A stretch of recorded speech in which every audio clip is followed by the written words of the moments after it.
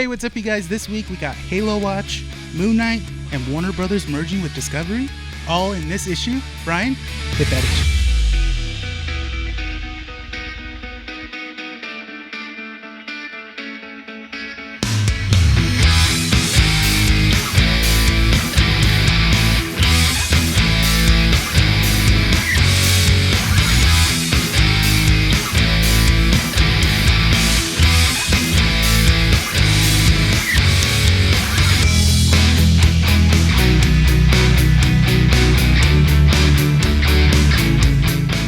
Coming to you from 12920 Philadelphia Street, Whittier, California, in the heart of Uptown Whittier, Keeping Up with the Nerds presents issue 94. I'm your host, Renee. This is Brian. And Nick. And welcome to the show, everyone. Woo! Yay!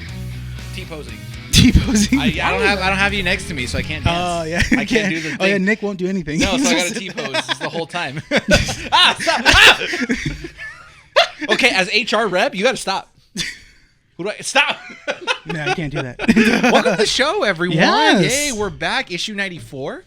94. We're six issues away from 100. The big 100. Mm-hmm. Did we not do that? Yes. You just did it. I don't know why. Are you okay, dude? Dude, I must be tired or something. I said Renee, and he said Nick, and he said Brian. You want to run it back? You want to run it back? I didn't realize how long of a day it was. No, keep it in there. No, keep it in there. I honestly, I don't know. Well, it's not like we can look back at the footage and see if we did it. Like, this is it. Like, so, first of all, I don't know what happened. Like, honestly, I was like, you were on autopilot. I honestly, know what it was? I was, because there was like things on the table, so I started pulling them as you were doing the intro. guys, yeah. Do you guys notice anything different? No, nothing at all. Let's keep going. So this week, yeah, jerk. We Brian, got new lighting. We got new lighting. Oh my god! Did you lose weight?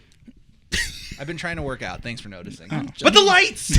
The lights! We got new lights for Yes. the visual representation of Keeping Up with the Nerds. Mm-hmm. So if you're watching this on YouTube, you guys are going to notice that Renee looks a lot sexier than usual because the lighting is just great on him. Mm-hmm. I mean, the hat's kind of blocking off a little bit, but you know. Because my hair is crazy. Your right hair's now. crazy. I'm going to It's get a all haircut good. on Monday. No, it's all good. It's all good. It's all good. And then I'm glistening as always because apparently I'm just sweaty. You are half the very. time. Also, you're wearing a jacket. It's kind of cold in here. Is it? Yeah, but I like it. I don't want it to be warm, otherwise I'm really gonna sweat. So Yeah. I mean, last I'm good time with you were this. wearing what, sunglasses because you thought it looked better with your outfit. yeah. Well, because we just filmed the commercial, so it was necessary.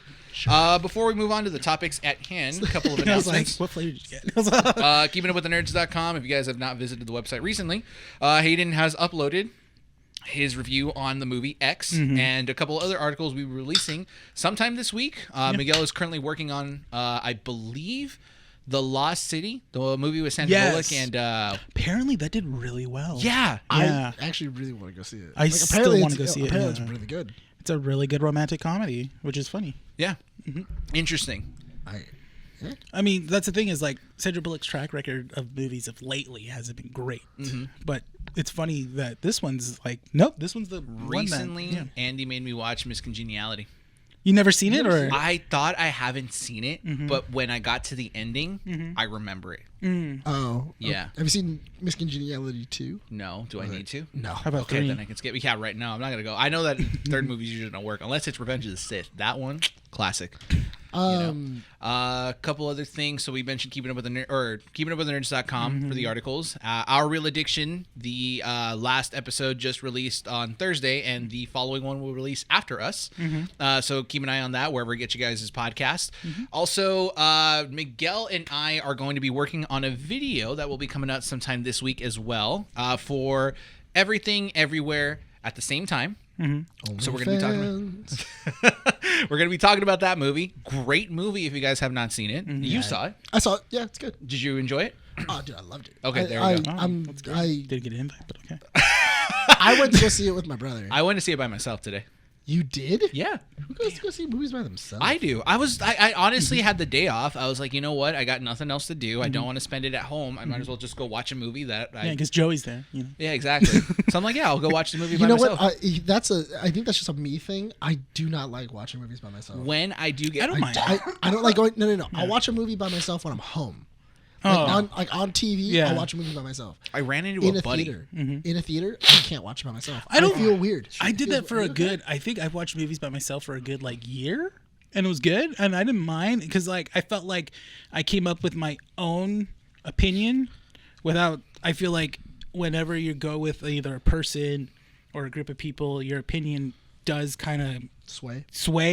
Maybe not even awareing of that it is, but you're kind of like, oh yeah, that's true. But I've always watched movies. I've sometimes will watch movies by myself because I know like either Mandy won't. She's very picky. Mandy won't go, or like even my family don't really care. So it's like movies like Everything Everywhere. I feel like I would be the only one that would want to see that. Interesting. I'm telling you, dude, get a list, and then you would have just gotten. No, honestly, that's what I'm gonna do. You literally would have just gotten a ticket with me, and it would have popped up and said, "Nick got you a ticket to everything, or everything all at once," and then I would have been like, picking you up at this time, or Uber the path to the Point Hills Mall, and I'll take you home. Like, not a big deal. So as soon as I do get the A Stubs ticket member thing from AMC, more than likely I'm just going to watch movies on my day off. Okay. Because what's interesting is when I went to go see this movie by myself, more often than not, when I'm watching movies with Andy in the theater, it's like her vibe and her like. I can feel what she's feeling watching this movie, and if I can tell that she's kind of like not really into it, it kind of affects my movie watching experience. Then it's the same way when we went to go watch Morbius, you weren't enjoying it, and so I sense that energy, and I'm just like, kind of like it hinders me from like trying to pay attention. You could sense that I didn't like it. I wasn't doing anything. You kept looking at your watch. I do that a lot. Yeah, you were watching. You weren't watching the movie. And I do that. I was texting too. Yeah, I started texting. Yeah, no, I saw. Yeah. So you're watching this movie by myself. I was like, oh, okay, just out of here later. John, we get it. You're doing the whole miming thing with your watch. We get it. You need to do it for like 10 seconds. I was sending a text. No, you weren't. Yeah, I was. I saw your watch. Point being, I went. Don't break immersion. What immersion? Well, speaking of forcing to watch stuff. We'll get to Halo. But one quick note I do want to put about the whole vibe check thing in theaters. Watching a movie by yourself, you get the vibe of the theater itself and everything everywhere at the same time. There were a lot of people that I sensed were just kind of like, what the hell is this movie about? You were in a bad theater, I feel, because I was in a bad theater. When I went to go see it in Point Hills, it was a later showing, like after work, and you could feel that there was a lot of people that did go by themselves because nobody wanted to go with them, and it was a very interesting crowd because like people were cheering, people were like, yeah, that's awesome. Like people were like having a great time with it. It just wasn't a good vibe for me in the theater. And that I think also made the movie too. Like there was a couple of people that stood up and started clapping at the very end of it. The movie got a roaring applause by the end of it from like the 15 people that were watching. Are you lying it. or you're being serious? No, I'm being serious, dude. Like everybody started clapping at the very end of it. I was like, dude, this is an awesome crowd. Like I love this crowd. That movie didn't reach like to general audiences like how other movies have it's an marketing and release stuff. right now. Yeah, it's a limited release. So it skipped a couple festivals because usually films in that caliber, especially like A24, it does a couple runs in festivals before going into theaters. It did one festival select theater run for a couple of weeks, and then it did a full theater run. And Whittier Village Cinema, where I went to go see it, there's only 2 times, 11:40 and a 7 p.m. showing. And it's only doing it for like a week. Over at the AMC, I think there was like 9 or 10. Yeah, no, it was a quick show. There was actually 2 theaters playing it at the AMC over in Point Hills. I need to do that again. Once the stubs, I get the stubs. I'll probably do it. Same here. Like what was it? Because I went to go see The Unbearable Weight of Massive Talent, and I did it with my stubs because stubs members get like early screenings. I got to go watch it, and I ended up taking a date. And when we were there, I didn't really know how she was going to like the movie. I know I'm a Nick Cage movie. Yeah. It's a Nick Cage movie. It's a Nick Cage movie. No, it's the most Nick Cageiest of Nick Cage movies. Yes. And I didn't know how she was going to like it because I didn't really know her. Like it's the Nick Cageiest Nick Cage movie. It's basically Nick Cage being Nick Cage. It's Nick Cage going full Cage. It really is. Yeah. It is very much. He's acting as a meme of himself. It's one of the funniest things in the world because I don't think I've like seen a better friendship of two men who I really hope are actually friends, Pedro besides Pascal Pedro Pascal and Nicolas Cage. So I was saying this. I was telling Maddie, I was because she wants to see that movie too, but I told her I wouldn't be surprised moving forward we're gonna get like Nick Cage and Pedro Pascal in future movies together. Oh, and dude, stuff. they were amazing. Yeah. Like they are. I hear that's what sells the movie Dude, itself. they are the two yeah. best friends that ever could be. Like they are by far like the most entertaining of duos because it's kind of like that moment of it's very standoffish and then one thing happens and then immediately it's like, did we just become best friends? Like I think we just became best friends. Yeah.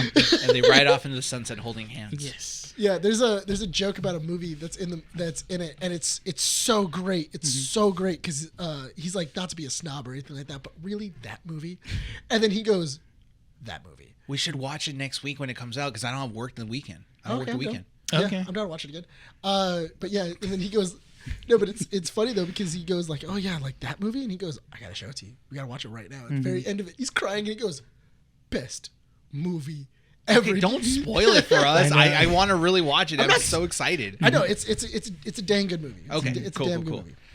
Before we You'll move to enjoy the it. topics at hand, quick little thing. After Death Brand invited me over to their podcast this weekend, so I am recording then. Cool. So I will include a link to their podcast in the description if you guys want to go. By give 'em- Wednesday, would it already be up? No, Okay. I don't think so because it's two-man podcast and one of them edits it. And because I was listening to episode 3. When do they usually post?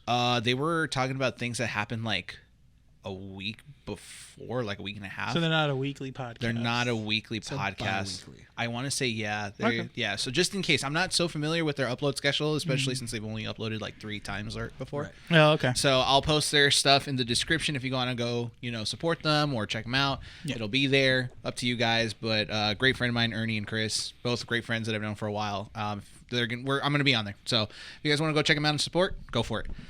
With that said, let's go ahead and get rid of the bad stuff. The stuff we don't want to Out talk of the about. bad right now. Okay. And Nick walks back into the ring with Halo Watch. Woo! So how was it? You had to watch 2 episodes in a row, or did you space it out? I spaced it out. Okay, good. But He's just like, I can't do it back to I back. can't do. Oh God, I can't do that. Oh my god. Can you imagine? I honestly, 2 hours. dude, I think I want to blow my brains out. I honestly do. No, that Halo is a very difficult show.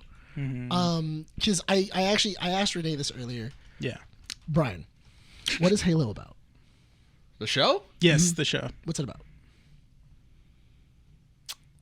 That's a trick question. No, I'm legitimately Yeah. asking you. If somebody were to go like, "Hey, what's Halo about?" Like, you if can't. you're- In all honesty, you can't answer because there's nothing to really put focus on. Yeah. It's like for me when I'm looking at this because so John and I are still on track. We've committed to the 9 episodes. I know, okay? and I get that, but I want you to answer the question. What's it about? Like, if somebody I just told you I don't know. try your best. It started out as like artifacts. No, For I now, want you right to try now- your best. Okay, so we could say that this Halo TV series is going to be about the discovery of the Halo ring. Don't get to that. I want to know what. So far, what is it about? Yeah, what is somebody, Master Chief's childhood. if you were to try Apparently. if you Okay, were I'm pitching- explaining it to okay. you right now. Do you want me to explain it to you or not? Well, you keep sidetracking.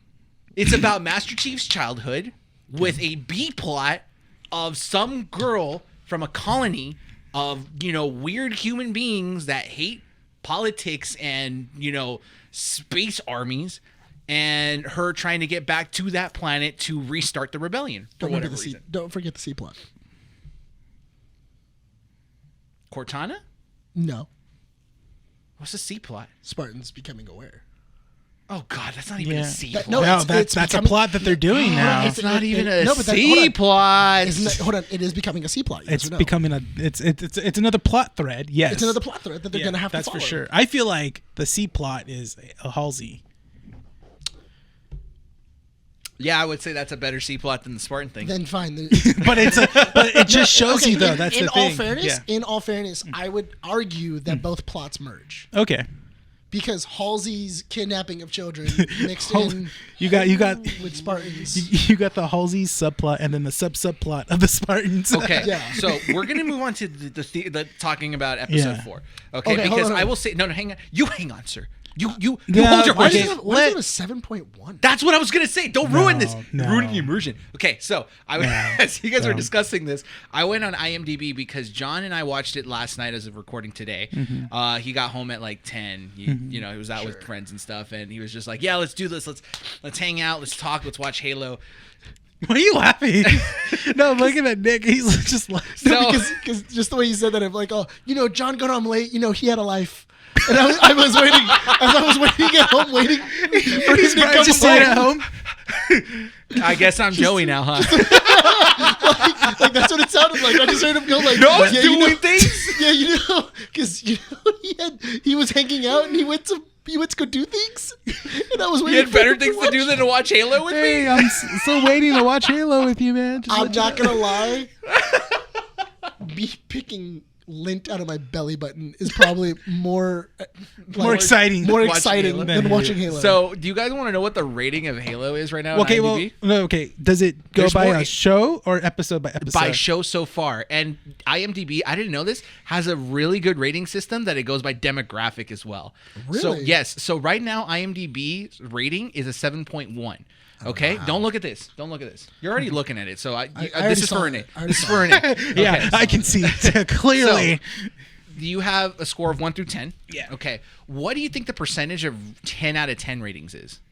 The percentage? The percentage of a people. lot higher than you would. Think. Yes, the percentage of people that have given the show a 10 out of 10. Oh, Like it's a I want to perfect show. say okay. As a God, If that's it's a perfect 7.1, show. Oh man, I want to say something outlandish, but at the same time, I feel like it wouldn't be close to it. and keep I in will mind, say- I did say it was a 7.1. Okay, I will say 25%. 30.5. You were real 30% of close. people okay. who have voted out of 21,068 users that averaged out at 7.1. They all 30% gave of it it 10 out of 10. Do they not know how storytelling works? So the next Hey, a rating out of 9 is 13.5. A rating out of 8 is a 20.2, Okay. and then 7 is 11.0. Now Everything else is like in the single. there's digits. it like curves up like right at the 10 and starts to curve down and then curves back up at a 9.5 at 1 out of 10. Okay. So, I think Renee got a bad taste in his mouth. God. He got a bad taste in his mouth.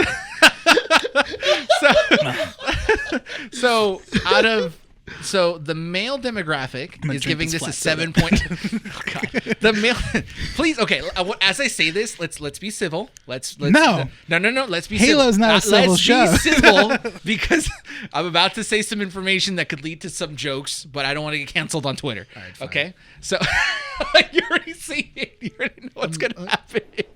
So I the got male jokes already rating. Please share with the class. The male rating, okay, so of all ages for males is a 7.0 average, okay? For females, it's a 7.6. And then it goes That's- even further by That's giving an us unfair scale. age demographic, okay? Okay. So, in general, combined male, female. Hang on. Before he moves on, in all fairness, it's 9,000 people who have voted in male. Okay. And only 757 in female. That's true. Wow. That's so there's true. a yeah, huge, there's a huge. that's a huge gap. demographic Yeah. difference of like women who watch this show compared to men who watch this show. Apparently, Or at least Apparently, I- we love to be just tortured and disappointed. Apparently, 5 females out of the 757 under the age of 18 gave this a 2.3.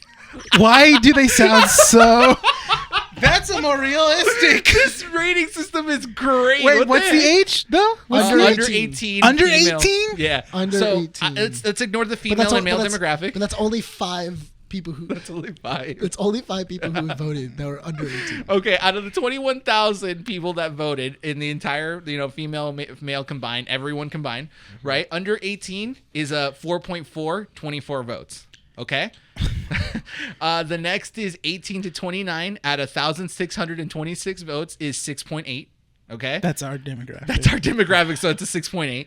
I would have said a 5, but whatever. Yeah. But also, for the female and male, that's actually a lot closer. Yeah. 69. It's 6.8. 1,600 to 1,400. Oh, Yeah. okay. It's a lot closer. Okay. Then I feel like that's the true demographic. Like That's probably where it's aiming. that's all the watchers right there. Yeah. Honestly. Then 30 to 44, these are- 6.9 at These are bots. 5,185. This has to be bots. And then Like- 45 up, the old demographic, the older demographic. You know who what? I don't know, No, understand why. You know what? My dad watches that show. He likes it. Halo? Yes. Is this what? Did we just find out what demographic this is for? Yeah, that's basically. I think that's what it is. It's going towards an older demographic, or an older demographic is enjoying it. Basically, This it's not is aimed nowhere towards, near. but an older demographic is Well, I enjoying mean, it. technically, if you're in your 40s, My dad's Halo like, would have come out right in your 20s. because my dad's late 50s. Yeah, So he would have been 30 when Halo came but out. he never knew anything. He didn't even know Halo was a video game. Then I have no idea.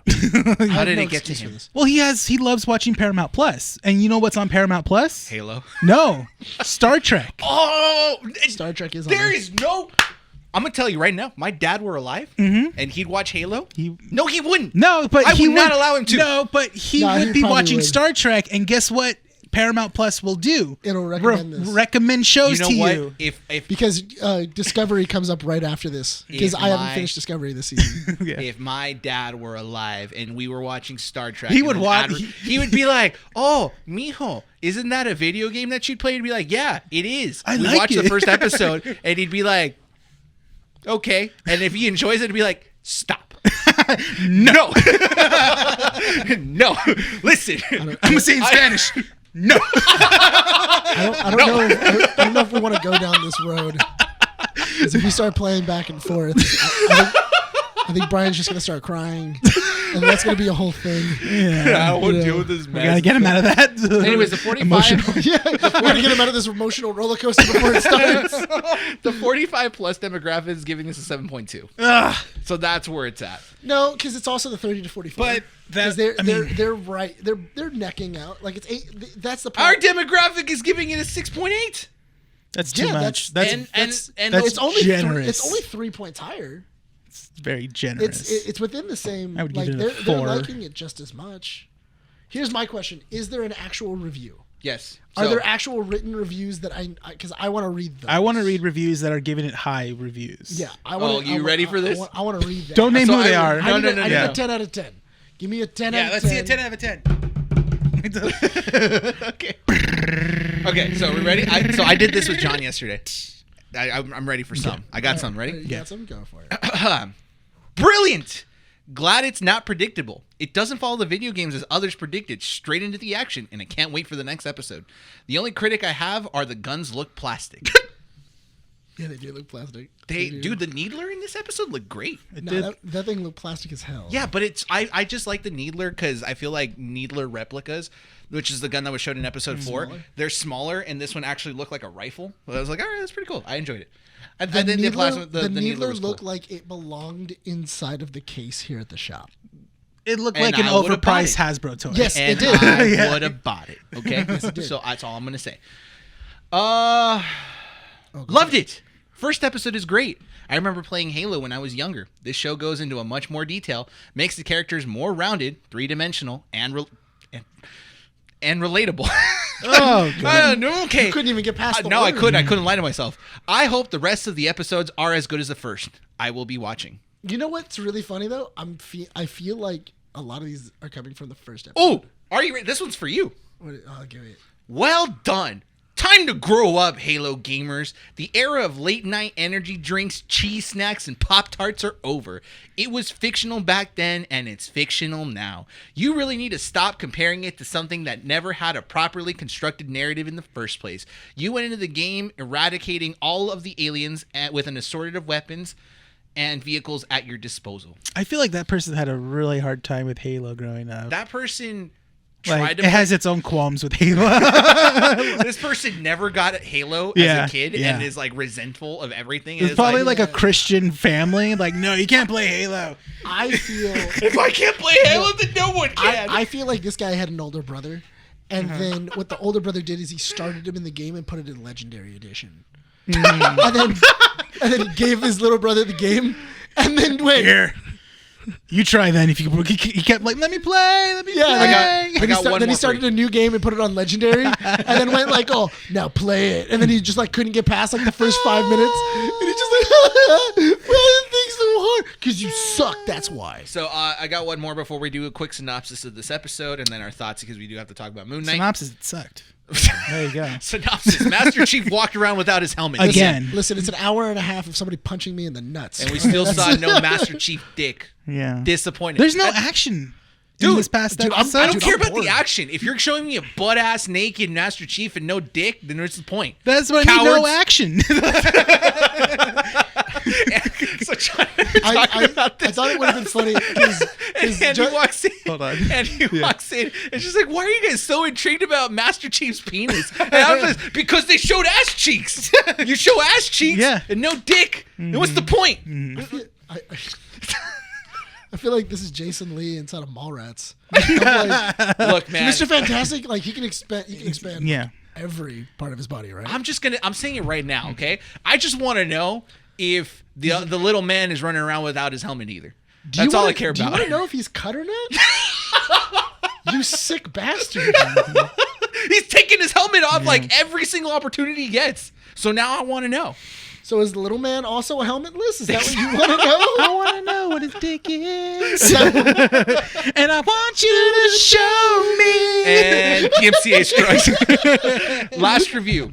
Gotta be honest, I loved it. Huge fan of all Halo games. Played every campaign through multiple times. I know this story isn't canon and lore accurate, but I'm glad it's not.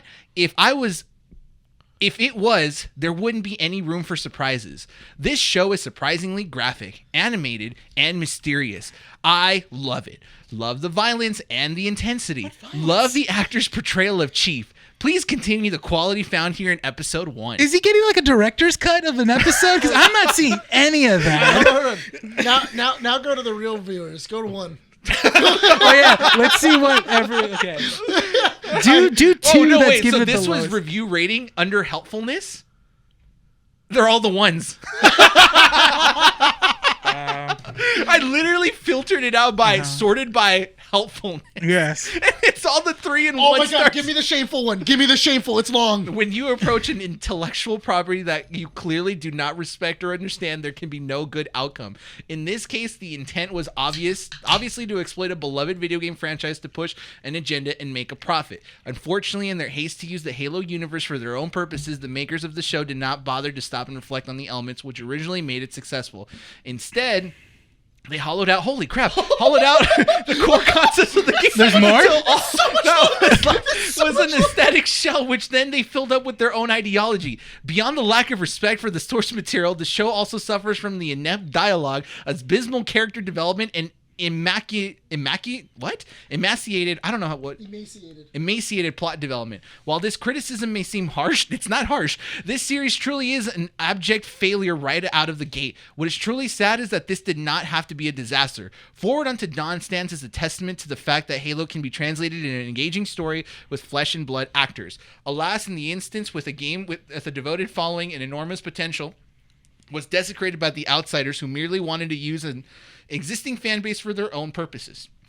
God damn. Thank you, luscious muffins.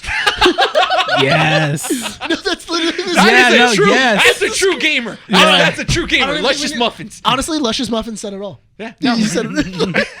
Pretty much it. Yeah, you can tell that this guy's a true gamer just off that tag right there. Dude, luscious muffins. Love it. I hope that's a hope gamer this is- tag. I really hope that's his gamer tag. Yeah. Man, you just got teabagged by luscious Luscious muffins. muffins. I just got sniped by luscious muffins. Dude, no, because he was reading it and it was like about yay big. Yeah. And then it kept going, so he clicked more. See and more, it yeah. And it doubled in size. All right, so can I give a quick little synopsis of this episode? I mean, Yeah. you don't Real have- quick. You don't Hold have on, So- let me take a swig of this so I don't fall asleep. We need, honestly, for the season finale, we're gonna need alcohol. Oh man. Oh, yes, You're gonna need please. alcohol. So Can we drink? This episode of Halo basically is a continuation of Master Chief, Cortana. Cortana's a person. I'm gonna say that, okay? Halsey and pervert freak dude that is next to Halsey. I don't know why that needed to be a thing. I don't know either because Why? he's just so useless. And he looks It's creepy. annoying. He's creepy. Yeah. Anyway, so they're going to Master Chief's home planet where he was born and basically abducted to try and find the different Not artifacts. basically where he was. Where he was, yeah. He has his helmet on the ship, exits a foreign planet, then takes the helmet off. and that broke a rule of science fiction you can't break. So the entire episode is him trying to figure out what the heck is going on with this home. And they spend the entirety of that episode in that home, not really progressing the story. Then we move on to the B plot, which is the rebellion kid that Master Chief basically takes away. That synopsis makes no sense because she's trying to find Renee's asleep already. Yeah, sorry. She's trying to find the last of the rebellion forces that were following her father. Oh, they ended up disbanding because Vizmir, who was the new basically leader of Madrigal. Wait, who's Vizmir? The leader. Madrigal. She ends up going there. Basically, this girl is responsible for multiple deaths to try to find a rebellion that does not exist anymore. I do not like that is the end of that plot. Yeah. There's really nothing else to talk about. Well, no, because it goes like, I have to go to the rebellion. If the rebellion's not here. Okay, I'll go to my aunt. Okay, because she has There's money. no money. There's no money. Okay, well, we can start the rebellion. We can't. We don't. No one wants to do it. Okay, and then the aunt said something. No, but the aunt mentioned something about I don't know what. He went away and then came back because there's a true reason for his trying to create a rebellion. Yeah, and then she dies. Yeah, she was like, "Oh, he didn't tell me why he really built a rebellion," and you were like, "Wait, so like." Was he being paid, or was he? Yeah, was he blackmailed? Was he like a figure? We don't know. She's dead. No, and then the aunt's like, "Oh, well," I was like, "Well, useless." I was like, "You're useless." Not only that, but also, were we supposed to know who that assassin was? No, because they pretended like we were supposed to know who that assassin was. Like they were just like, whatever her name was. Can I also say that the actor that played Vizmir, or Vizmir, the actual character, I think that's what his name is. Mm-hmm. He has this scene in a pool where he's also butt ass naked. Okay, and he's smoking a cigar, and just a waste of a cigar. Waste of a cigar because he puts it out in the water. I'm like, dude, it's a good cigar. Just put it to the side. No, you know he's flexing because he's like, I just pulled the pool. I just get another one. Not only that, but also, I feel bad for the people that had to clean that pool. Like, that's a bitch move. Like, that sucks. Yeah. Like, could you imagine coming back out naked and then immediately going? Well, he put it out. He put cigarettes out. Yeah. God dang it, dude. He might as well crapped in the pool then. like, just add finesse to that. Now I gotta drain the whole thing. Now I gotta go in. Now I gotta shock it. Yeah. Put back the chlorine, put the acid in. You know what? I want the life of the pool guy. Because that's more entertaining than what's going on. So that's basically the whole synopsis of it. The episode ends with him remembering why he was doing the drawings, because the suitcase that he ended up finding didn't have the artifact, and he ends up going to the place that actually has the quote-unquote artifact. Episode ends there. Done. I will say this. How many of you thought that it was the dog they were going to dig up? A lot of people thought it was the dog. The dog would have been interesting. I would have liked... Because I thought there was going to be more to the case, because it was a thin case he opened. Like, it was very shallow. Yeah. And I was like, is there something behind there where you're taking the papers out? And they're just like, oh, are we going to see the head of the dog? I don't know. The bones? I don't know where the show's going. We could see a head of the dog in here, man. Like, for all I know. You know? Who cares? Yeah. For all I know, Halsey's going to be like, oh, do you like your soup, Chief? For all I know, Halsey could be in the case. Ha! Okay, hold on. Here was the thing that I didn't... Maybe they mentioned it and I just stopped paying attention, because that happens a lot when I'm watching the show, where I just kind of stop paying attention. That's what I'm doing. I'm going on Tube Blast, playing that game on Tube Blast. There's a lot of times when I'm watching the show and I'm just kind of checked out. Yeah. Did they explain that the plague that was on the planet was cured? There was a plague? Yes, that's what killed everybody. Not know that. But that's okay. So this is that's why I'm asking. Yeah, that's why I'm asking. Did they mention that it was cured? Because there was a plague on that planet, and that's why the colonists couldn't colonize. Tell me why. It was an entire planetary system where a plague went through, and it killed all of them, and then that's how all of that was there. I did that. Yeah, I did not retain any of that. That's how Chief's parents died. Is that they died in the plague, but in which I'm assuming that Halsey is responsible for it, and then she just kidnapped all the kids. I just blamed her for and his parents' death, honestly. But that's what I'm saying. Yeah. I think that Halsey killed all of these parents and like killed all these colonists, like all these colonist parents, and then she abducted all the kids, and then she put them into military service. So I didn't know that the plague was cured, but this still breaks that rule of science fiction, because in every science fiction game, when someone is wearing a helmet and they get off the ship, their first instinct is not to take off the freaking helmet. Well, for whatever reason, like something beeps, and then it goes, "Oh, there's oxygen and it's clean air." All right, cool. But even then, me and Nick were talking about this before you got here. I feel like having the helmet on would help him see a lot more better. So why does everyone say that, but they feel, because this is the thing, I don't want to blame the actor. Okay, I don't want to say that it's his fault. No, I'm going to try to be nice to him because because he's just doing his job. Okay? I think what it is, I'm going to go half and half. I will say it's part of the actor, but then also part of just the writers. You think it's his contract, right? His contract says he needs to see face. I do think that that's it, but also I do think that there was something in the direction of you need to take your helmet off. Because honestly, that feels... It really does feel like that, where it's just like, take the helmet off, or you don't need the helmet. But so much emotion can be said through the helmet. Exactly. Yeah. And, like, okay, the scene where he's going through, like, when he's going through the actual, like, building, when he's going through the house, and, like, he just has the helmet on and he's silent. That's a really interesting moment of him, like, just kind of following things around, and you're not really sure where his eyes are going, and you're kind of like, oh, man, like, what is he seeing? That's a really interesting kind of like it makes scene. it makes it very, very like dramatic. You're watching it. Makes it very dramatic because not only that, but also you don't see his emotions. Yeah. This is a show that likes to overshow.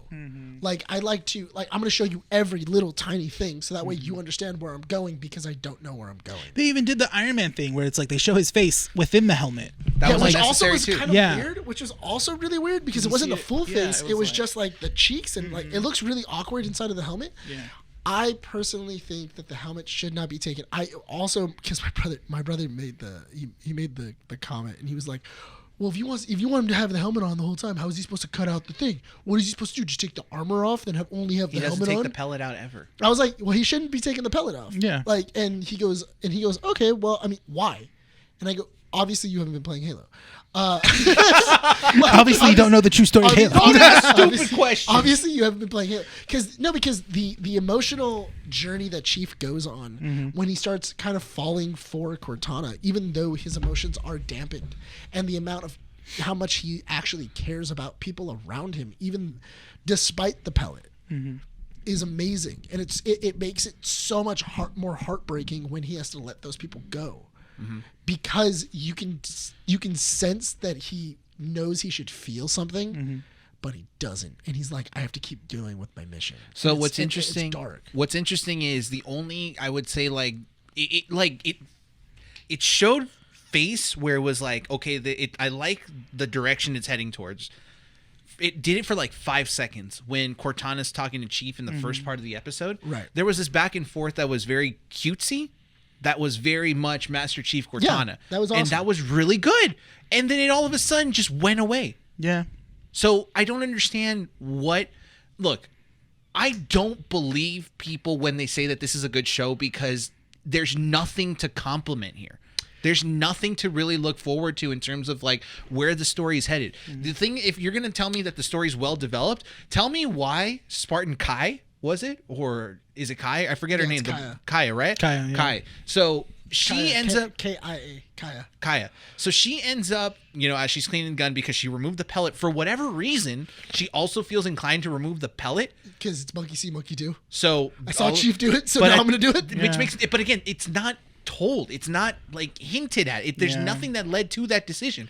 So she's cleaning the barrel of her gun. She sees the oil that she's using to do it, which is colored red, and all of a sudden gets the instinct to dye hair. And somehow that is it's a form of expression. It's a form of expression, which is such a stupid thing because it does feel demeaning. But not only that, but also it's what was it? Because she didn't even know why she did it. Yeah. It took someone else to explain it to her on why she did it. Of like, oh, it's a form of rebellion that you had done against Halsey. And then she was like, oh, that's why I did that. And then but it was like, you don't even know why you did it. Yeah. Like, you don't know why you thought that was a good idea. Every action is a form of expression in its own way. So all of a sudden, are you now saying that dyeing your hair is the only form of expression that's visible to people? I think it's disrespectful to an audience. No, it is. To a certain audience, yes. I understand. I do know what you mean. Yeah. I mean, not only that, but also I thought it was really interesting because I was telling Renee that when she cuts it out, the other Spartan, I think it's Spartan like 125. I forget her actual name. Spartan 125 comes up behind her, and then she goes, "What are you doing?" And she goes, "Oh, I'm taking I was taking a shower. I was cleaning up after doing whatever." And she's trying to hide the blade. She's behind her, and looking at her in the mirror. You're telling me that a Spartan, somebody who's trained in military intelligence, trained in like sharpshooting, observations and everything like that, didn't notice that on her spine, she had a small cut where her inhibitor chip was? Mm-hmm. She didn't notice that? It's literally bleeding. Mm-hmm. Like, she's bleeding in front of her, and she says nothing about it. She doesn't pay it any mind. She doesn't do anything like that. And the scene is meant to play it off as she got away with it. Mm-hmm. But it's not like she was hiding it well. That Spartan was written to be that dumb. It makes absolutely no sense. It just, I feel like we can keep talking about this. Dude, I'm just going to badger it even more and more. I don't even think you'll make it into episode 5. I'm going to keep watching because I'm going to do the same thing I did for Gotham. The minute that it gets good, I'll be like, well, I stuck with it till and if it doesn't get good, then I have the right to bitch about it the entire time. Though, it's, we're not honest, because me and Nick were talking about it. We're honestly not going to stop watching it because it's content. You say that. You won't, but he already quit once. In all fairness, I didn't quit. I just found better things to do. I found better things to do on my Thursday night. Yeah, it was a better thing to do. But you know what's funny? I'm watching this when I wake up, which is Thursday morning, to get it over with. Because when I work, I don't want to come home and be tired and just be like, oh, I have to watch Halo. Yeah. No, honestly, last Friday when we recorded, I got home. I was tired after recording, after doing all this, and then I watched Halo. Yeah. I stood up to watch Halo. Yeah. And made myself tired for Saturday. Yeah. Even though I knew this sucks. So we do have to move on to Moon Knight because that's also that's a good thing we're going to be talking about today. Yeah. But I do want to hear people's opinion because so John and I are watching it. Lewis said that he was also watching it, so I want to know their opinion on it. Lewis is not. I'm actually going to see Lewis tomorrow, so I'll ask him.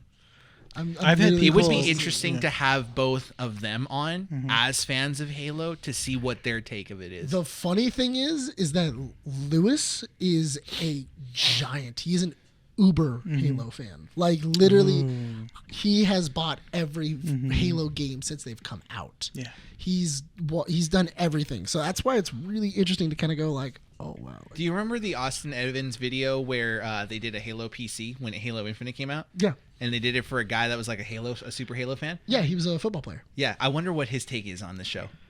I can't speak for him. Should we get in contact with him? Can we get a soundbite? What do you think of Halo the TV show? It sucks. That's it. That was his official review. That was his review, guys. No, but you know what? We'll probably plan something out for the next in 4 weeks when this show ends. It only has 9 episodes, right? Yeah. Okay, that's our annual issue. Hang on. So here was the thing that I was telling Renee earlier. When you weren't here, I was telling Renee something. I feel like whoever writes for Halo went about it saying, we can write this like Game of Thrones. We could try. We can try to write this like Game of Thrones, but they don't have the writers from Game of Thrones to do it. Where they can properly structure multiple storylines that have nothing to do with each other and have them make sense and then have them eventually flow into each other. This feels like a scattered jumble of like multiple plots. Nick, you don't need to defend these people. Skips. You don't need to defend them. I'm not defending anybody. It sounds like you are kind of defending them. No, I'm not. Nick, what you should defend. No. Okay, here's the thing. Here.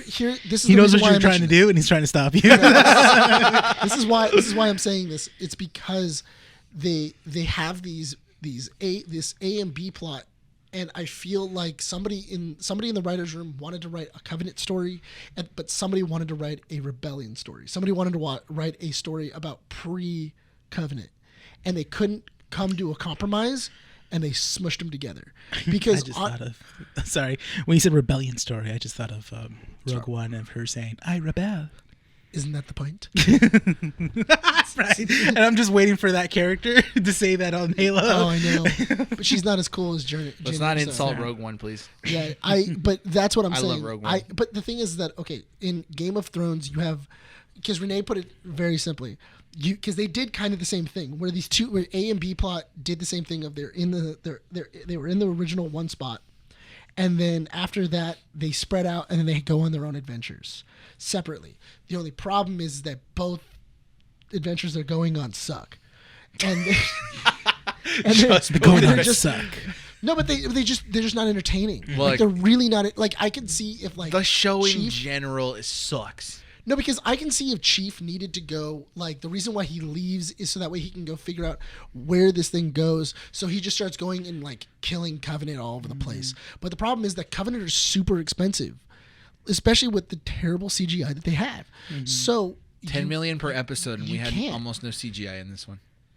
That's what I'm saying. You can't do it. Like, you just can't. Honestly, they went to the Redwoods and they were just like, okay, cool, let's put a cabin up here. All I gotta say is, That's all they did. All I gotta say is, in episode 3, this is how dated this is, because they were talking about it. So I think that After Death doesn't upload until like maybe weeks ahead afterwards. Okay. They were talking about the Halo series, and being excited for it. Oh, so wow. I will probably talk to them tomorrow.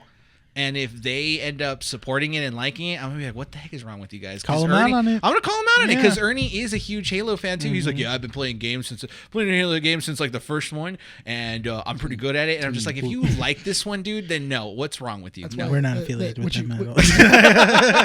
What you do? I'm kidding. love the guy, but still, like, there's no defending this. No, what you do is you go, you know what? You know what? I'm not coming in as I can't Brian from do Keeping this. Up with the Nerds. I'm just coming in as just No, Brian. I want him to go like, you know what? I respect you too much. I respect our friendship. Here's my friend Nick. You can argue with him because you'll be mad at him, not me. Right, there you go. That's the best way to do it. Can we talk about a better topic that'll bring happiness? Yes, Moon Knight. Woo! Yes, Moon Knight episode 3. I'm super pumped about Moon Knight because I actually know where it's going. So, It has a plot. It has a plot. There's a story. There's a narrative. It's a narrative. There's I know, characters. I know where it's going. I know that it has like an endpoint somewhere. Renee, do you want to give a quick synopsis of this? For this episode? Yeah. No. Because I don't do that. I'd rather just talk about it. Like, It's not my job. it's not my job. It's to your job now. No. So after this one, we're dealing with the I didn't aftermath. give you the responsibility. Well, I just took. So after this, so this You did episode is Halo. So this That's my turn. so this episode is all about the aftermath after episode 2, where Mark Spector finally takes over the body. Yes. He now has the body. He wakes up in Cairo, and now he is dealing with trying to find Amit's burial chamber. Is it Amit or It's Amit's? Amit's. Okay, Amit's. I was always terrible with Egyptian lore. Yeah, Egyptian mythology is weird. Layla. It's great, but it's kind of weird. The episode starts Cool. off with Layla, and it shows that she is getting fake IDs. She's kind of talking about her relationship with Mark and everything. You do see that Mark is it's kind of crazy because she even mentions that Mark is going to be kind of causing a lot of trouble inside of Cairo. Mark gets involved with these street urchins that have to do with Hayward. He blacks out, which he's unsure of who did it. He cuts back in. He then sees that all of them are murdered. They're completely and totally destroyed. They've been stabbed several times, shot, everything. You can also see how people are committed to Hayward's, to Amit and her path and everything else, because one of them is being kind of threatened by Mark, and he even like holds him over the edge and he cuts the string that's holding him, and he plummets to his death. He was just a kid too. Yeah, and he was just a kid. Yeah. Khonshu. Is good? No, I said yeah. Oh, I was like, what's He's like, yeah, good. Get rid of. Relax, dude. Khonshu is able This to. generation. Khonshu is able to summon kind of like this. Anyway, Khonshu was able to summon this this like tribunal, and by starting an eclipse. Yeah. Once he does the eclipse, they do the tribunal inside the Great Pyramid of Giza. They confront Hayward with all the accusations. He then turns it back on them because Mark Spector is schizophrenic. Because technically he didn't do anything wrong yet. He hasn't done anything wrong yet. And that's the interesting thing, because it goes back into that notion of I try people for things that they were going to do, whereas you're trying to try somebody for the things after they're done it. So that means that you're going to have to fight me after I've already finished what I'm trying to do. I'm going to give you 30 more seconds to finish the synopsis. All right, Wow. sounds good. I didn't give you a time limit. Well, there was nothing to talk about in Halo. That's fair. So It's hard to talk about when there's no Hayward story. Hayward is he's not punished. Then Khonshu is forced to go away from it. They see that they need to turn back the skies because he knows they can figure out where exactly it is after Where the beating tomb the is, Black yeah. Knight. Because it's Midnight Man, right? That's who they go see. Yes. Midnight Man is he has a tomb of Senju, or what was it? Senja? Yeah. One of the people that buried Amit in the first place.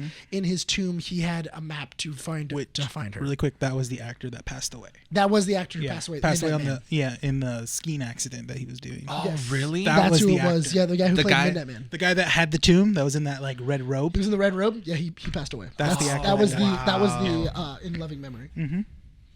Yeah. Wait, the actor who passed away in the ski accident. Tell me afterwards. Yeah. Tell us. We'll go through it after. Anyway, that actually started a really dope fight scene. I love seeing that was whole actually like really them good. like stabbing him with like the pillars and everything. That was really cool. They're able to figure it out. It's interesting though, because now you kind of see where Mark and Steven are starting to trust each other and being able to swap back and forth and get their own talents. They're in building a situation. relationship. Yeah. Yeah. Steven is able to figure out the map, the star map. Khonshu then tells him, because he says, I needed the sky the same way that it was 2,000 years ago.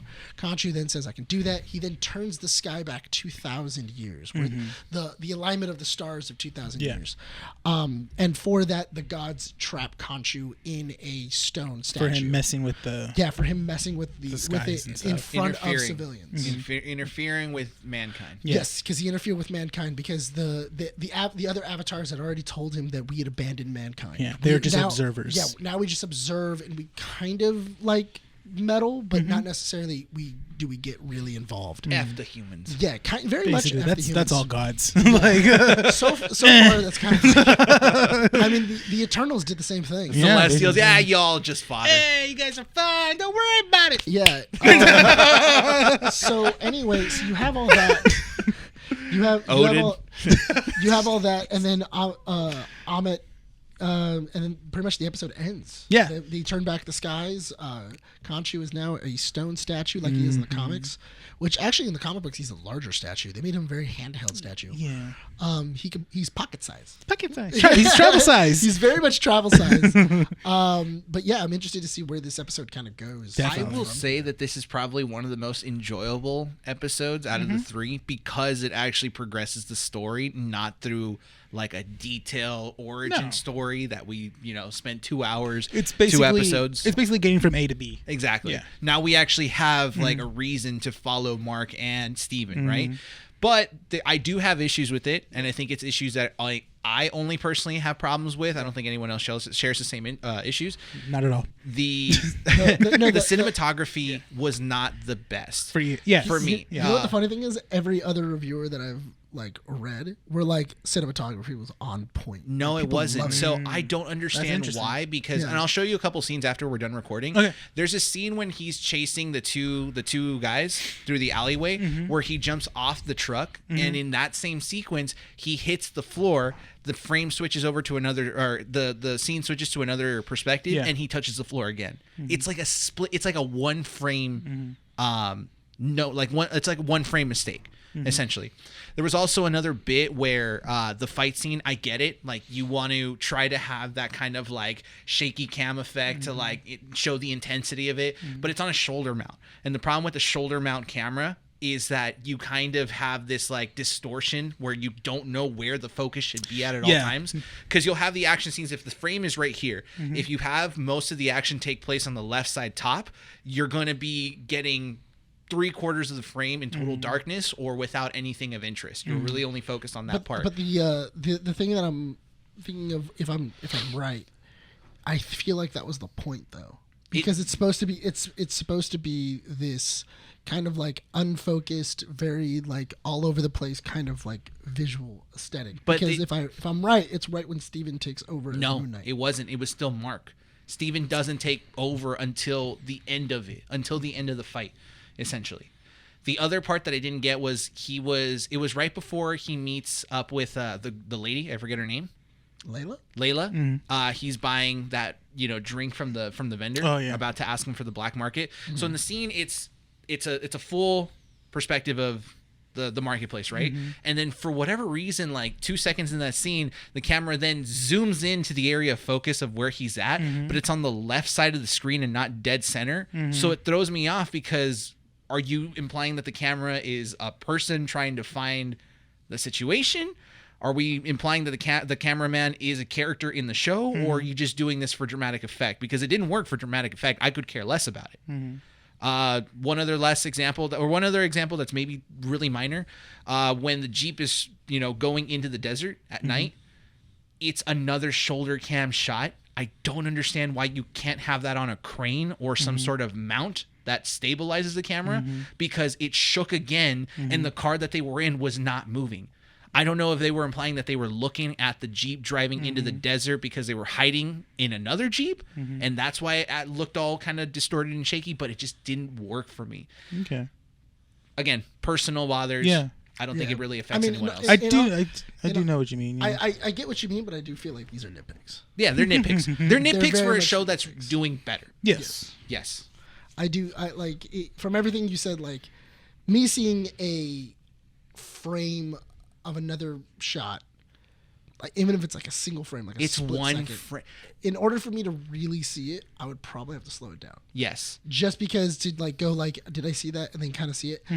A lot of times when I see that in movies, I kind of chuckle at myself and I'm like, oh, that's kind of funny, and then I move on, because it happens all the time. Yeah, like, that's just a thing in the movies. I will say this: I do fully agree with you with the scene where they're in the market, because that scene where you see Mark, it's a close up of Mark. It is a weird angle because it's not. They're still showing part of the guy that's pouring the drink, but it's a full shot of Mark. But they're still trying to like imply like he's talking to the guy, and it's awkward. It's an awkward. It's frame, an awkward right? shot. So I do know what you mean by that shot. Yes. So in terms of the story, though, did you think that it was better told? Because you say the pacing is great. I like the pacing so far because it's not slow. It hasn't slowed down. It's still consistent. Okay. And I like where it's going, because by episode 3, they're well into Egypt, and we already. By episode 4, they're going to the tomb now. They know where to go now at this point. It's speedy. Yeah. And I think that because before we started recording the show, you and I were having a conversation where we said, for me, the pacing's a little bit too quick. But then it came to the point where we only have 3 episodes left. Of course, they have to get to it. Is it just me, or do you guys want Mad Max Fury Road in the next episode? I don't think they have the budget. Of a race to the tomb? Well, it's not, because they both know where it is. Yeah. Well, isn't Ethan Hawke's character already there? No. He's not there yet? He was in the Great Pyramid of Giza. Okay. So I'm assuming. But he did say thank you. He said thank you, Khonshu, for helping me along. Oh, that's right. Yeah. So he knows that he couldn't find it because the sky wasn't right. Khonshu fixed it so that way Mark and Steven could find it. Sorry. The only reason why it helps Hayward is because now he can find it too. Yeah, he knows where it is. Now they both know where to go. Okay. So that means that now it's a race to get to. I was assuming Ethan Hawke was already there. That's why. So that's why I'm saying I would love a like Mad Max Fury Road type of like battle where they're like in the dunes and they're jumping over the dunes, they're shooting, they're fighting. That'd be cool to see. I would like to see it like a basically like a action chase scene. Like an action chase in the scene desert. The desert, and like with the dunes and then just like Mark or Steven jumping from car to car and just like taking out cars and stuff like that. That would be kind of sick. Yeah, that would be cool. Especially with now that he doesn't, because that was the only thing I was unsure about, is because Khonshu is now a statue, does he not have the Moon Knight costume? That's what I'm assuming as well too. Are they depowered, or is it just like they don't have a hold from Khonshu. There's another mistake in that scene where Ethan Hawke's character picks up the statue, and then the next shot is a zoom in of the statue on the pedestal, and then another shot of him holding the statue again. Oh, okay. It's awkward. I didn't catch that. I might have to watch it again. We'll show it afterwards. But Once again, I feel like this. They're nitpicks. It's as an editor for the brand, I have to notice these things. That thing just, I honestly, that doesn't bother me. Like, I know it doesn't bother you. In a show, that doesn't bother me. I'm just doesn't watching bother as a you. normal It's person. Someone who's not just hyperactively being attentive to all the details. No, so I do want to bring up a point. Someone who doesn't have some kind of A tick? condition. that doesn't wait around for their friend to watch Halo with. So I did share my thoughts on Facebook a little bit with a couple screenshots, because the screenshots for the episode were really great. Yes. It looks cool. And I did talk to someone on there because my thing is the show is building up towards something. Yeah. So I kind of want a big payoff at the end, a pretty decent payoff for watching the show. That's what I want. Okay. Right? So something interesting did happen, because usually actors don't comment on a show if they're not in it. I'm sorry, I don't know if I'm pronouncing this correctly. Simu Liu? Simu Liu. The actor that played Shang-Chi in the movie Shang-Chi. He tweeted out that that Moon Knight is really great. It's a really great show. Tweeted it out on Twitter, right? My theory is that he might make a small little appearance by the end of the series. Shang-Chi? Yeah. I can see that. Oh, that's not too far. Interesting, I right? like that. Because he did tweet. So what was your purpose of it? Like, I get it. He criticized Ethan Hawke's Mandarin pronunciation. Yeah. So that was a bit. Didn't Vincent D'Onofrio do the same thing for the Hawkeye show? He tweeted something. He did tweet something out. And then it kind of, it was like, oh. It was like 2 episodes before his appearance. Before his appearance. But, okay, here's the thing, though. It does make sense, because it would be interesting if that was the thing that triggered it. Because right now, we still don't know what made it weaker. We don't know what happened, because Mark even says, I used to be able to have a really strong hold over it. Like, I could switch back and forth, and Steven had no idea what was going on. He said something happened. Something changed. Not only that, but also this is supposed to take place kind of around the same time that Shang-Chi is taking place. Kind of. So what do you think it's implying? It's a couple of months later. It's maybe like a month or 2 later. He might be just Shang-Chi right now, where he's like fighting off different things. So it could be something happened with the rings. Okay. It could be something, because remember he even says that there's something bigger with these rings. Like they aren't just like power rings. There's something more to them. Not only that, but also you do have that what was it, like the breaking out of a god inside of Shang-Chi, and then them killing it as well.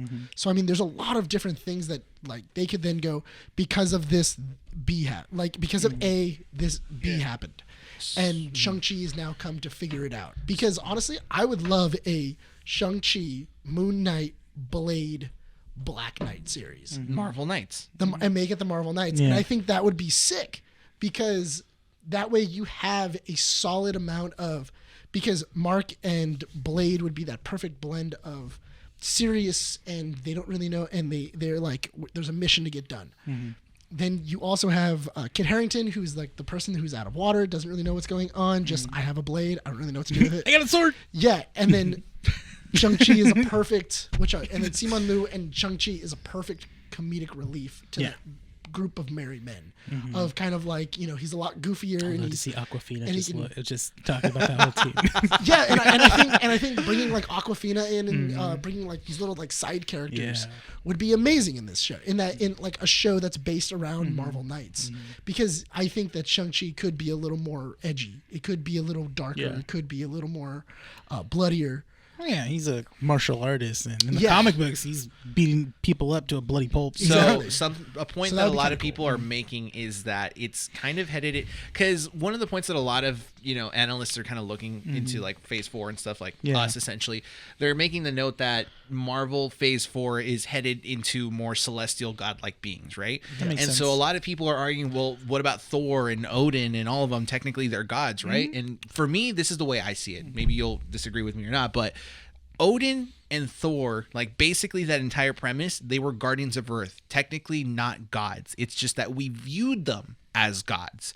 The true gods are the Celestials that we saw in Eternal and the actual gods from Egyptian mythology, right? In Shang-Chi, we also get the introduction of other gods through that, through the dragon. Yes. Right? So I have a feeling that now we're getting true involvement of celestial beings in Phase 4, and that's going to phase out the Avengers saga.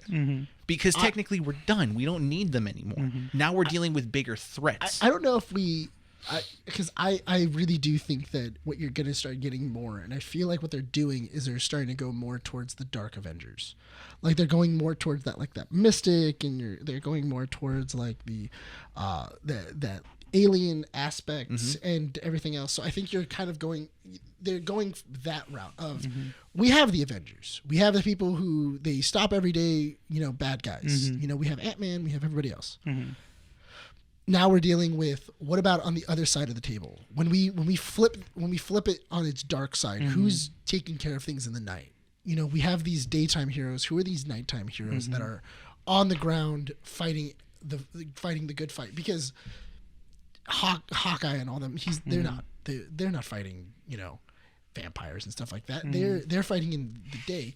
Blade, on the other hand, he's the person that nobody knows about. Nobody's supposed to know about Blade.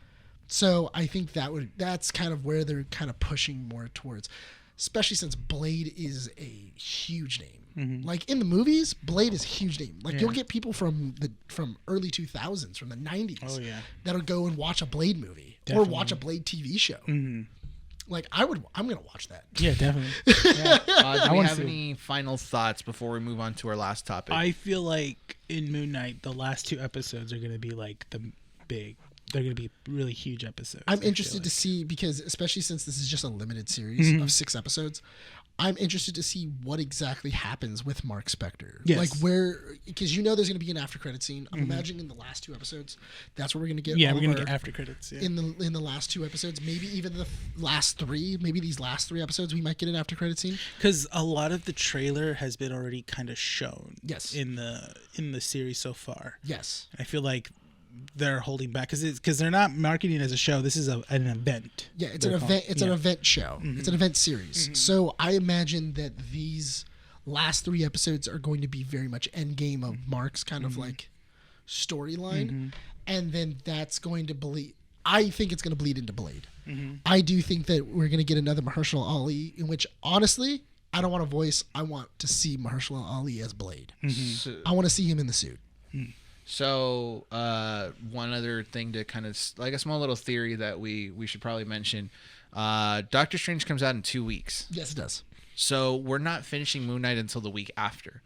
Yes. So that would mean that Doctor Strange can't have any connection to Moon Knight just yet. I don't think it would. I don't think it would either. I don't. The only thing, because I saw some people talking about it, and they were talking about the implications of what Khonshu had done, saying that Khonshu had just turned the sky back 2,000 years, which would imply that everything in the sky is now turned back 2,000 years. My thinking of it was that he didn't turn back the sky; he turned back the positioning of the actual stars themselves. Yeah, like he didn't de-age the stars; he just moved them back to where they were. Yeah. So I mean, I don't feel like that was like a huge thing. No. Because the moon does have a gravitational pull, so it's everything else. I mean, he could have also just projected something in the sky, and then it went back to normal after he got encased in another in a statue. Yeah, because there's a lot of different things. Yeah, people are saying the implications of that are he messed with time, and therefore like he messed with time, and now that's going to lead to something else. And I don't know if I don't think so. I think there's a lot of ways that you can get around it. Yeah. With that said, let's move on to our last topic because we are slowly creeping up to that point where we do have to end the issue. Yes. Warner Brothers gets bought out by Discovery in a surprise twist. Well, Warner Media. Warner Brothers Media. So now I'm looking at an article by Variety. Discovery completed its acquisition of Warner Media from AT&T on Friday. Can you see what Warner Media owns? Like, what does it own? Let's see. All right, keep talking about this, guys. So this is pretty interesting because there's so many different speculations and rumors now that are coming to fruition about this whole buyout. Until I see a formal announcement from the new CEO or in anything else, which is also really interesting because Discovery buying them. That's really interesting. Yeah. I'm like, wow, okay. So, I mean, that's pretty interesting of a buyout. I really did think that AT&T was going to buy it. Mm-hmm. Because AT&T has been trying to get this merger done in the past 3 or 4 years. I'm an idiot. Variety wrote all this for me. I was looking it up. Just like, what? That was literally why I asked. Warner Media owns HBO, HBO Max. Yeah, I just looked it up right now. CNN, Warner Brothers, DC Films, New Line Cinema, TBS, TNT, True TV, Cartoon Network / Adult Swim, so they own Turner all Sports, and Rooster Teeth, among other brands. So they own all the... Basically, all the HBO shows. Oh, this is gonna suck for Rooster Teeth and the CW. Oh, that'd be interesting. CW will survive. Yeah, the CW network. That's gonna survive. Rooster Teeth, on the other hand, oof, rip.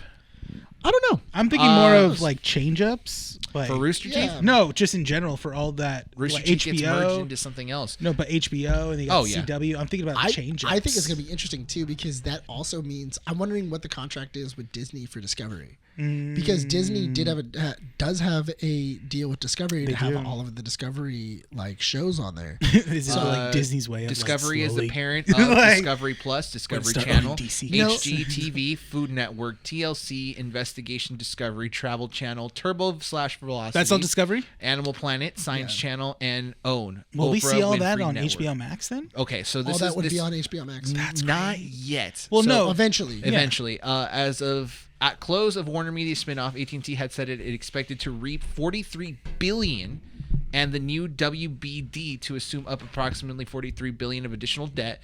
AT&T aimed to use the proceeds for the Warner Media spinoff to pay down net debt, which stood at $156.2 billion at the end of the year. Jesus Christ! So you know what they're doing then? Because you know what they're doing. Discovery Plus is probably not doing well on its own. They might merge with just HBO Max.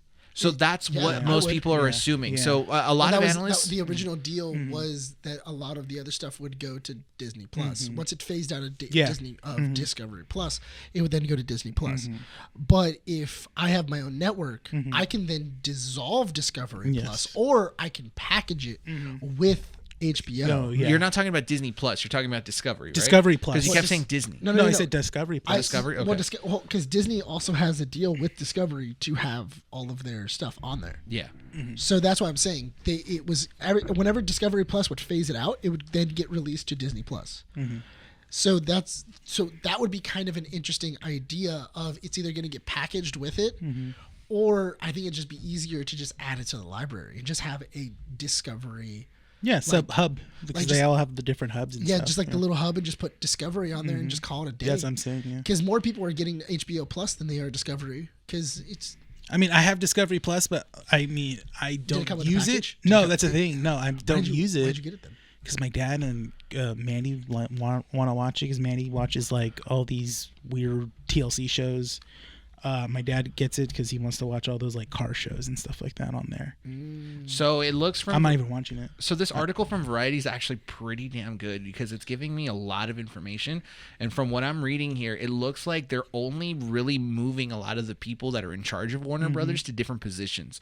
They're not necessarily like, doing massive shifts. It's like most of them are just sitting there as, in their normal, positions that they've ran, or getting a little more responsibility, or promoting them to different, departments and stuff.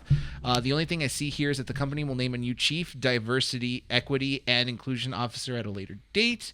The role will report jointly to the CEO and chief of police and culture officer. And the company is also actively searching to fill the role of chair and CEO for Warner Brothers Discovery Sports, reporting to the CEO. Yeah, so it looks like they're only looking for a couple people. So this is the reason why I said that, because you said earlier that they were saying that for the DCEU, they may be getting Zack Snyder back. Like they apparently like they're in talks with Zack Snyder. It's a rumor that's going around. How do you guys take this piece of news? Several Warner Media execs exited their current roles. Middle of my point. Sorry, but the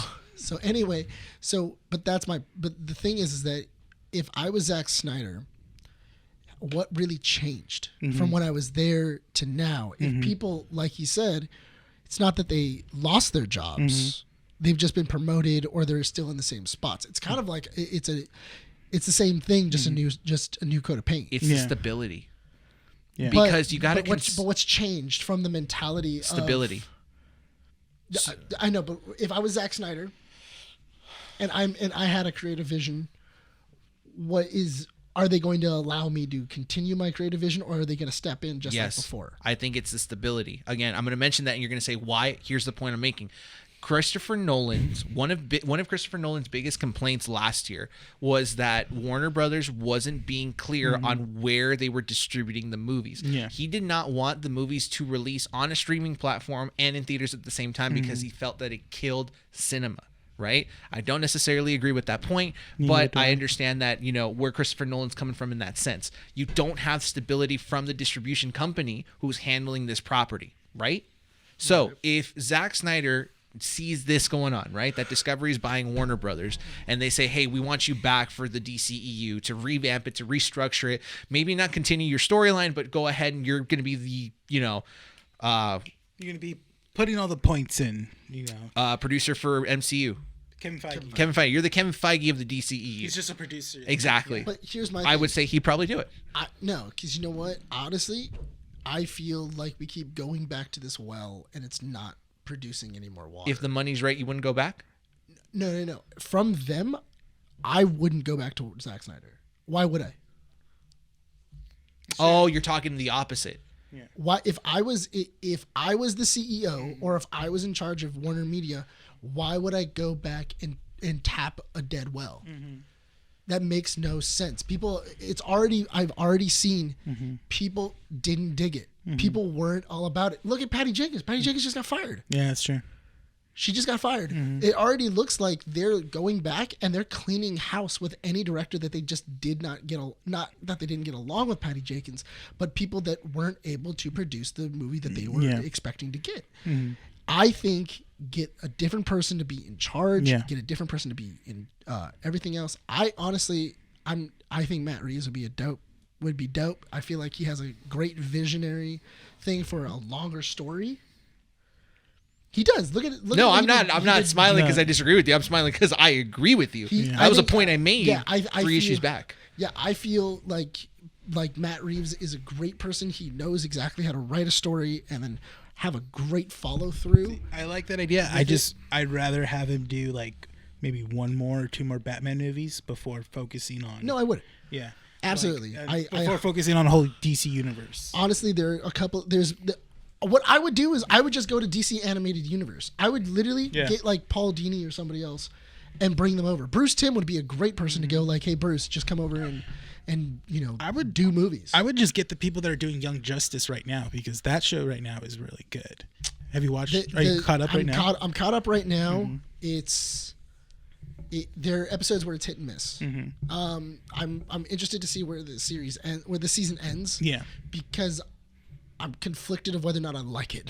Right now? What part? The whole thing. The whole thing? I liked really quick. I did like the Calder storyline. I like Calder. I like. It's the Santana one that was kind of. That's why. It's a big plot hole. I don't know where they're going, but I feel like the ball's still in the air. Nobody's caught it yet. It hasn't hit the floor. I'm glad to know where Superboy is at though. Yeah, it makes sense. But I do want to. I want to see where it ends. Yeah. But I think that they need new blood. New blood needs coming. To answer your question about how the merger is going to work, Discovery execs have already confirmed long-term plans to combine streaming platforms HBO Max and Discovery Plus as one platform under Warner Brothers Discovery. So it's that. I do want to talk about their cash that they have. Going to be under one moniker. What was the moniker? Warner Brothers Discovery. So WBD. So okay. Yes. Okay. Yeah. So one thought process that I did think about, maybe a final point before we wrap up the issue, I was thinking about how much money would be left over in terms of like where they're going to spend, right? Yeah. Because usually this mergers, I mean, we're not talking Disney money because it feels like Disney has, you could fill up the entire Earth's core with the amount of money that Disney has and they'll still keep producing crap, right? Yeah, no, more than likely, right? That's what happens when you have, 85 different franchises all under one belt. Exactly. So I'm trying to think of like, okay, what assets did Discovery have to basically look at Warner Brothers and say, with the things that you have, with the IPs that you have, can we do something right? So Variety writes this out. and it's a little small paragraph. I'll try to get through it as quickly as possible. Discovery ended 2021 with $4 billion in cash on its books, and it generated some $2.4 billion in free cash flow for the year. Warner Brothers Discovery will shoulder significant debt post-transactions, with Discovery executives vowing to reduce the leverage ratio from about 4.5 times earnings immediately after the deal closes to 2.5 to 3 times earning within 2 years. So they actually have a plan moving forward to decrease the debt. Okay, so that's actually settled in. Discovery raised $30 billion in senior unsecured notes and debt offerings to build up cash for the merger, the biggest bond raise in company's history. So it looks like the way this is forming out to be is that Discovery kind of made this merger with the intention of having something to back up funding for future projects. Yeah. I kind of have the feeling that we're really not going to see anything from this new company just yet. No. So I think the DCEU, when people are saying, "Oh, this is a good thing for the DCEU. This means more things," It's not going to touch it. they're not going to touch it for the next 5 years. Honestly, what you're going to do is I think we're going to finish it out. We're going to get Aquaman. We're going to get the Flash eventually. And then we're going to get Black Adam. Yeah. I think those And are the last 3. I think once we're done with that, Radio silence. We're going to get a little bit of radio silence from it for a while. Don't get me wrong. I personally think that Black Adam looks dope as hell. I can't wait to see that movie. Yeah. Yeah, because you got to looks consider really good. how much is still left for them to release. Yeah. You have Black Adam, like all the things that you said, right? Young Justice, if they still want to continue that property, you still have that for another season. gonna- if they choose to They renew. just It's not also expensive to produce. I think they've been just- renewing it year to year. Yeah. they just wrapped up on Batgirl, so that's going to be coming out. Batwoman is Batwoman.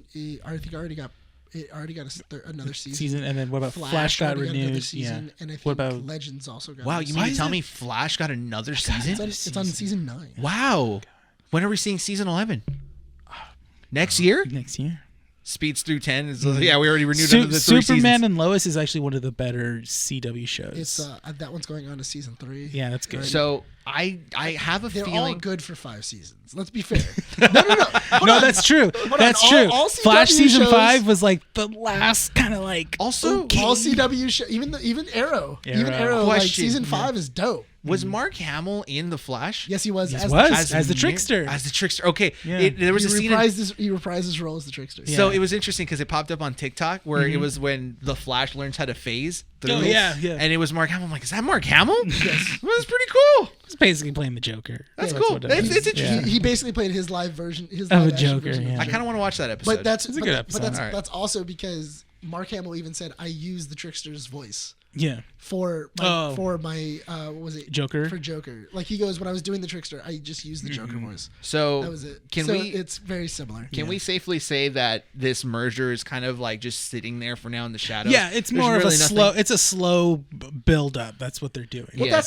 that's the thing though, is that this is the same thing as what was the other merger that just recently happened? I don't know. Not There was Disney Fox. Disney Fox. That's not that. That was a long time ago. But now it's basically. But now it's finally yeah, that's the starting to thing. kick in. They're finally getting all the properties. It was almost 3 What years is it ago, and about- now they're starting to kick. That was it. What is it about this decade, right? The 2020s, where companies are all of a sudden growing balls to buy things. Like They're Disney, monopolizing. Fox. Yeah, Disney, Fox, Microsoft is buying all these different things, and then Sony back there going like, it's anyone want to join?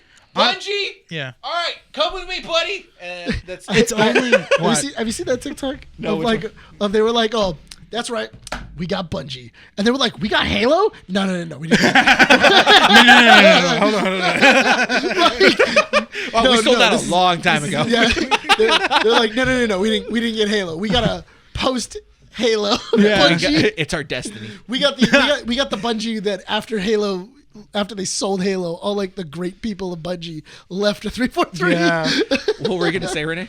No, I was just gonna. That was just funny. I was just gonna say Destiny too, but you said it, and I was like, damn it. Yeah, I mean, like We got So- Destiny. Though. Sony What's doesn't. Destiny? It's basically Halo. Dude, Sony, Like- Sony Halo does not in know. space. But Halo it's- is in Oh, space. that was the other. That was the other buyout. Microsoft buying out Activision. Activision. That's right. Yeah. I forgot about that. That was the last buyout that I was. Call thinking of of. Duty on Game Pass, baby. I don't have to buy a $60 game every year anymore. Oh yeah, I don't play Call of Duty, so it doesn't. I affect still me. play it because I you know don't know why? any better. You know what's gonna happen, right? You know that Go ahead and ruin it for me. because they're gonna give you the game, but they're not gonna give you the Game Pass. So they're gonna you can't earn any of the. That's guns. fine. I still buy the battle pass for Halo. I know that's what I'm saying. You're gonna have to buy the battle pass. That's fine. It's $20 for 3 months. Not for Activision. No, it's not. Yeah. It's $20 for a month, dude. Halo, okay, so Call of Duty Vanguard had 50 days. I hate Call of Duty's battle pass. It's so inconsistent. Yeah, I downloaded the Vanguard and I saw the battle pass. I was like, what do you get with this? I'm thinking I might do season 3s because supposedly Godzilla's teased in this one. Oh god. And I'm like, I might go back. Honestly, I just beat Elden Ring. Now I gotta go beat it again. Oh, you beat it? Wow. Yeah, I gotta go. Beat How long was it? How long was it since you showered then? 125 hours. You come out beard fully grown, gray hair all over the place. You're just like, I did it, guys. So far I beat Elden Ring. I beat Elden Ring twice, and my buddy was laughing at me because he's like, "What level are you now?" And I'm like, 246. And he goes, "Huh? Yeah. Is that high? Yes. Okay. The highest level you can get. You should be able to beat. You could beat it at like maybe 80. Oh. So I tripled. And my buddy goes, why are you still playing? Yeah. And Why I go, are you? because I wanted to go back, and then all the bosses that gave me a really hard time, I wanted to go back and kill them in two hits. Why are you still playing? Just so It's I could 'cause feel it's it. addicting. Here's the So spot. that way, Boom. Jump on the floor. dude, honestly, there was one boss, because there's this thing called like a shackle. And so like when you do it, he just gets thrown to the ground. Yeah. Like as soon as you cast it, and then he's supposed to like you take a couple hits and he gets back up and you can use it again. You can only get like 3 shots out of it. I was doing it with a couple of buddies watching, and I was like, "You guys ready for this? You guys ready for this?" And he goes, "What are you gonna do?" And as soon as I walked up, I was like, "Sit down!" And he just like hits the ground, and I hit him twice, and he dies. And I'm like, "That's right, that's right." Oh my god. Yeah. I feel like I think the only time I've ever I'm the real boss. Like anytime I experience that, anytime I experience something like that in a game is, I guess I have to recall is Resident Evil 4 when you get the Chicago typewriter. Oh, dude. And you're just like going through, you see a troll, like that big old mountain troll thing. You're just like, oh, it dies. It's just like, and then like any boss, you're just like, okay, I just gotta aim at this one spot, give him like maybe like 20 rounds. Oh, the level's already dead. Have you done it with the Magnum? With the Magnum pistol when you level it all the way up? Yeah. And then you get to like Wesker or somebody, and it's like, it's the big boss. You just go, pew, pew. Yeah. Like, automatically gets you to like, immediately gets you to the next scene, or it ends the fight. or the infinite rocket launcher. Oh yeah, it just So you know what video game got announced that I'm really excited for? What? Kingdom Hearts 4. Can't wait to play it. Yeah, I'm that's like gonna 45. come out. Yeah, I was gonna say. You know Your what? grandchildren are gonna be like. So one of my buddies was he was upset because he was telling me that because Star Wars is being teased. Yeah, it's like literally, it's like 2 frames where the AT&T's like foot is in like the bottom or in the top right, literally taking up like a 16th in of Kingdom the Hearts. frame. I'm thinking, why are you guys talking Kingdom about Star Hearts. Wars? About Who what? cares? It's Kingdom Hearts. Listen, dude, yeah. I will tell you right now, as a diehard fan of Kingdom Hearts, okay, I'm going to speak out. If you obsess over Kingdom Hearts and you say I am dead ass excited for this game, stop. Don't lie to yourself. Thank you guys for that. Stop. Look, I'm a diehard Kingdom Hearts fan. Oh yeah. I love Kingdom Hearts. So is Mandy. I have to get. I'm trying to get my PS4 fixed so I can have it. No, so I have her play it. look, I'm telling you right now, they're doing this so that way in Galaxy's Edge, they can sell a Keyblade. I have Say Sora when. on Disneyland. A lightsaber Keyblade. Sora was in right Disneyland. now. When? He was in Disney World a couple years back. They had him for a bit, but the thing is that I'm telling you right now, if they have Keyblade lightsaber. a Keyblade lightsaber, Let's you don't, go. You don't I think that will thing's gonna hate be? myself for You don't think buying that thing's gonna be in Disneyland? No. Oh, I will yeah, buy. it is. I will buy that immediately. It'll be in Galaxy's Edge. There's no way it's not. They have Cal Kestis. I am a lightsaber. sucker for I would Kingdom hate Hearts. to work at Savi's workshop. just see a bunch of just like All these- Soras. Listen, Like- if there's God, one thing I hate Hold on, more in than all fa- anime, hold on, in all it's fairness, Kingdom Hearts fans. All they got to do is just get a nose plug and just be like, Yeah, you can have whatever Sora thing you want. Yeah. Yes. Riku, Just I get don't done sell a playing Riku. Kingdom Hearts? Yeah, it smells like it. I don't sell a fresh. Riku. The amount of times I played Kingdom Hearts 2 is ridiculous. I am a huge Kingdom Hearts fan. I hate Kingdom Hearts fans. I do not like Yeah, he them. smells like a Kingdom Hearts fan. I don't. Dude, stop being excited for these games. Just wait until they come out. Jesus Christ, God. man. Yeah, Great song. You know how many like freaking soundtracks Kingdom are Hearts awesome. fans creamed themselves when he was Me! announced? No, in Smash Brothers when Sora was announced. Do you No, want to know honestly, where Sora- I was? Sora- What? No, Sora was really listen. cool. I remember when Sora was announced for Smash Brothers. I was driving to work. I can pinpoint. You swerved? He was Legitimately, it was like 6:45 in the morning. I was entering work. Okay, I could tell you the exact place I was when they announced Sora because I was doing the Nick thing. I was driving with the phone there because I was paying attention to see who it was. Yeah. And then I saw immediately when the fire went down and it went off the symbol of Smash Brothers, and I heard, I was just like, it's Sora. My God, it's Sora. And then Sora came out. I was like, ah! Perfect. All I wanted. Yeah. That's all I cared about. I'm back to Smash Brothers, baby. Playing as Sora because And Kingdom then Hearts after is that, Brian great. just went like, all right, okay, I'm gonna take off my pants. Here I It's a kid show. It's a kid show. Listen, I know. 28 and I have no shame. Kingdom Hearts is.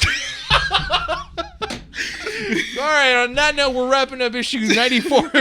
Keeping up with the nerds, everyone. Also, that's not how he did it. You know he was bent over the chair. Sora, do whatever you want to be.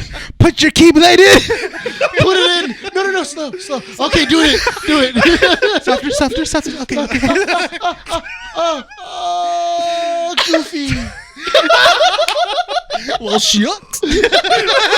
And that's where we go. And we're done with issue 94 of Keeping Up with the Nerds. Thank you, ladies and gentlemen, for listening or watching this issue. Just a reminder, all our content announcements will be on keepingupwiththenerds.com. If you are not following us on our social medias, please look us up, Keeping Up with the Nerds, on Instagram and Twitter, Facebook as well, if you guys are still using that platform.